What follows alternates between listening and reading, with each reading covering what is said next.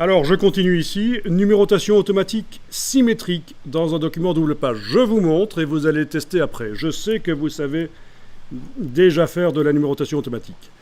Donc, vous savez que ça doit se faire sur le gabarit pour que sur les pages qui utilisent le gabarit, la numérotation se positionne. Donc, je double-clique sur le gabarit, là. Ensuite, ce que vous ne savez peut-être pas, c'est que vous avez intérêt à le faire sur un calque à part. Comme ça, pour manipuler les blocs de numérotation, ce sera plus facile, mais également pour que la numérotation arrive toujours au-dessus des images. Vous avez obligation de le mettre sur un calque, qui est au-dessus. Si vous voulez que la numérotation arrive au-dessus des images dans la mise en page et qu'elle ne passe pas en dessous, il faut faire un calque spécial pour la numérotation. Voilà. Numérotation. Ok. Alors, je vous montre, vous allez tester après. Je prends l'outil texte. Je vais tracer un bloc carré, tant qu'à faire. Avec la touche majuscule, je trace un bloc carré, voilà. Dans le bloc, vous savez que vous devez faire un clic droit, insérer un caractère spécial, marque numéro de page active. Vous avez une balise qui porte le nom du gabarit. Quand on va voir sur les pages, ce sont bien des numéros à la place de la balise, donc ça fonctionne. Je reviens sur la page en double-cliquant sur le gabarit. Je vais centrer, attention, open your eyes, ouvre tes ouilles. Je vais centrer la numérotation ici. Voyons un peu le bloc d'abord. Ah oui, il me semblait bien, avec la flèche noire, le bloc a des choses bizarres là. Objet, option de bloc de texte. Est-ce que j'ai de la marge intérieure? Non. Fenêtre, habillage de texte, j'ai de l'habillage, oui, j'en ai pas besoin, donc je le retire, voilà. Je vais centrer horizontalement la balise, donc j'utilise la palette paragraphe, menu texte paragraphe, je centre. Et puis je vais centrer verticalement dans le bloc. Menu objet, option de bloc de texte, alignement, centré. Et ça ne marche pas. Super, j'adore quand ça ne marche pas. On va voir pourquoi ça ne marche pas. Pourquoi il ne veut pas me centrer ma balise dans mon bloc? Nous avons des choses... Ah oui. Certainement, il a hérité de... Non. Par contre, le paragraphe actuellement appliqué sur le texte est certainement calé sur la grille de ligne de base. Ce qui fait qu'il ne veut pas se centrer verticalement dans le bloc. Ah, c'est compliqué, InDesign. Allons voir dans les styles de paragraphe. Ouais. Ce style de paragraphe est calé sur la grille de ligne de base. Je vais appliquer paragraphe standard. Voilà, paragraphe standard, il arrive correctement au bon endroit. Donc je recommence l'opération par la palette paragraphe, je le centre horizontalement.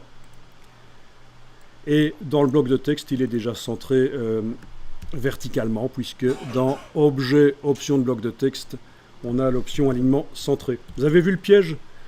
Donc c'est le genre de piège, ben oui, si vous n'êtes pas très fort dans InDesign, vous n'allez pas trouver que si c'est à cause du style de paragraphe, à cause de la grille de ligne de base qui est enclenchée dans le style de paragraphe, que la balise ne voulait pas se mettre au centre du bloc. Dans ce cas-là, qu'est-ce qu'il faut faire? Ben, il faut en parler sur un forum, et éventuellement sur le web, ou alors en parler à quelqu'un qui connaît aussi un peu InDesign pour chercher une solution. Donc c'est très important, quand on est débutant dans InDesign, de discuter avec des gens qui sont plus forts que vous, ou à peu près du même niveau, et vous cherchez des solutions. Sinon, vous n'allez pas vous en sortir. Ok, la balise, par la palette caractère, je vais lui mettre... par la palette caractère, j'ai dit pas style de caractère, menu texte caractère, je vais aller lui mettre une dimension, choisir la police. Bon, jusque-là, ça va. Ça, vous saurez faire, un bloc carré dans le gabarit avec un texte centré. Alors vous allez dire, oui, mais si le carré n'a pas de couleur, ça ne sert à rien de le centrer. C'est vrai, mais en général, en typographie, on essaye de faire les choses proprement. Et en plus, vous avez la possibilité de mettre une petite couleur au bloc, pourquoi pas. Donc, fenêtre, couleur nuancier. du cyan par exemple, teinté, un petit tramage de cyan ou de noir. Voilà, bon, petit truc comme ça. Avec une petite option d'arrondi, comme dans Illustrator, on a les options d'arrondi dans InDesign. Menu, objet, option d'arrondi. Sauf que par rapport à Illustrator, il y a quelque chose en plus. Je peux choisir des arrondis différents pour chacun des coins. Si je casse la chaîne, je vais pouvoir dire, tiens, en haut à gauche, c'est un angle. En bas à droite, c'est un angle. Donc ça, c'est dans Objet, menu Objet, option d'arrondi. C'est les arrondis qu'on met sur le bloc. Ça ressemble très fort à ce qu'on avait dans Illustrator. C'est modifiable autant qu'on veut. Il suffit de retourner dans option d'arrondi. Voilà. Donc on met ce qu'on veut à chaque angle. Bon, typiquement, soit un angle, soit un arrondi. Le reste, c'est un peu marginal, assez peu utilisé. Il a fallu que je casse la chaîne pour pouvoir mettre des choses différentes sur les 4 angles, bien sûr.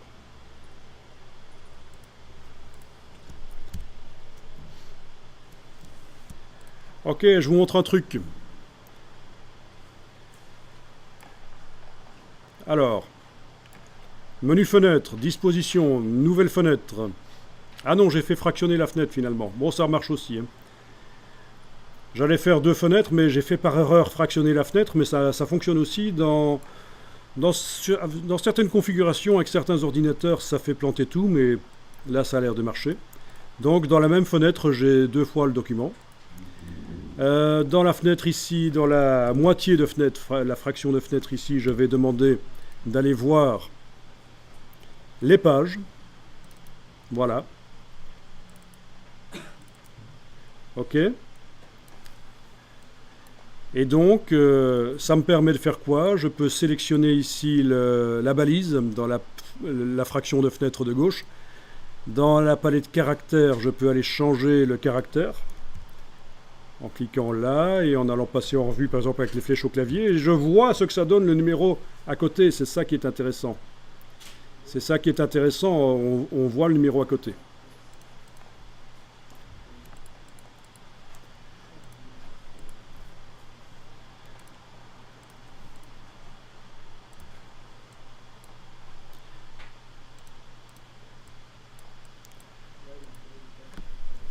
Voilà, on voit le numéro. Mais alors encore plus fort, l'espace entre les 2 chiffres, je peux le régler par la palette caractères. Ici, l'approche. Vous voyez quelque chose qui change là? Ben non, puisqu'il n'y a qu'un seul caractère, une balise. Par contre, là, on le voit. Quand je modifie l'approche, ça se voit dans le document, là où il y a le numéro, et donc ça vous permet de régler les choses correctement. Donc l'intérêt d'avoir 2 vues sur le même document. Je peux modifier l'approche sur la balise. Je vois ce que ça donne en vrai sur les chiffres. Voilà.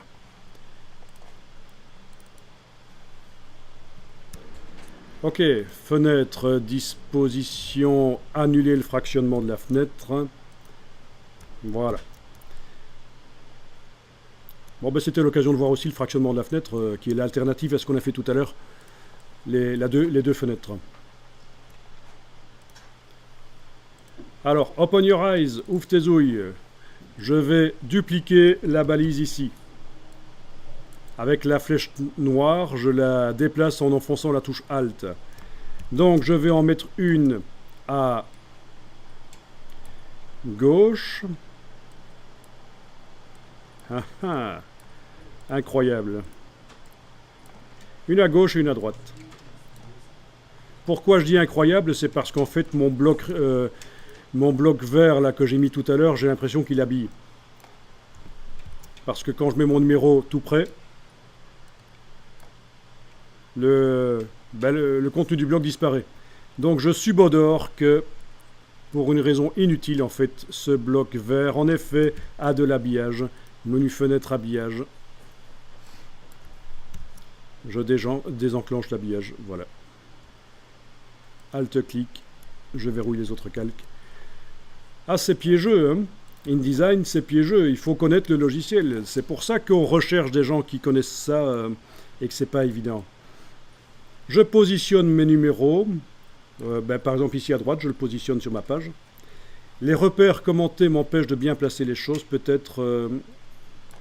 non, ça va. Ok, je vais dire que sur ma page de droite, le numéro comme ça, c'est génial, c'est ce qu'il faut. Il est au bon endroit. Je veux le numéro au même endroit sur la page de gauche, mais symétrique évidemment. Il faut que ce soit symétrique sur la page de gauche, et pour l'instant, il est placé un peu n'importe comment. Alors l'astuce, c'est dans le gabarit, d'utiliser des petits blocs de couleurs sans contour, comme ceci. Un petit bloc sans contour, mais avec une couleur de fond. Pas besoin d'habillage non plus. Pourquoi est-ce que l'habillage revient à chaque fois? Je vous expliquerai plus tard. C'est dans les styles d'objets qu'il y a un petit truc à modifier.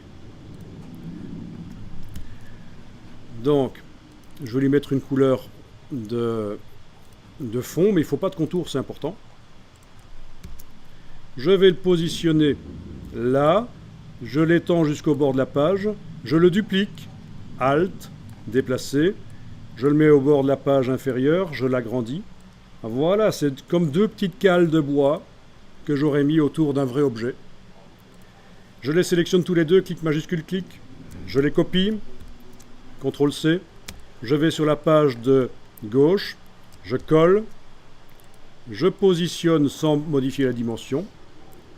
En bas de la page ici, à gauche de la page là. Et ça me permet d'aller caler de manière symétrique parfaite le numéro. C'est un peu du bricolage, mais InDesign n'a pas la fonction de symétrie de numérotation et donc il faut ruser comme ça. Voilà. Vous voyez l'astuce?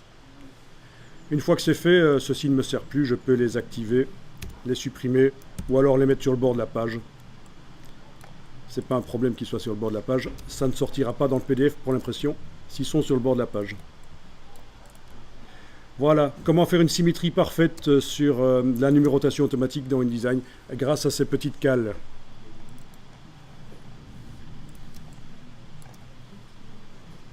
Et vous voyez que les numérotations viennent au-dessus des images, puisqu'on est sur un calque qui est au-dessus de tous les autres.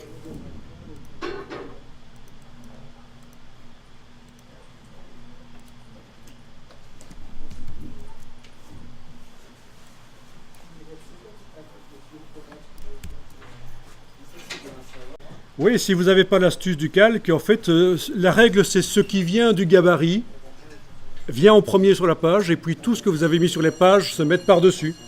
Et donc pour arriver à annuler ce processus, il faut mettre la numérotation sur un calque qui est au-dessus. Voilà.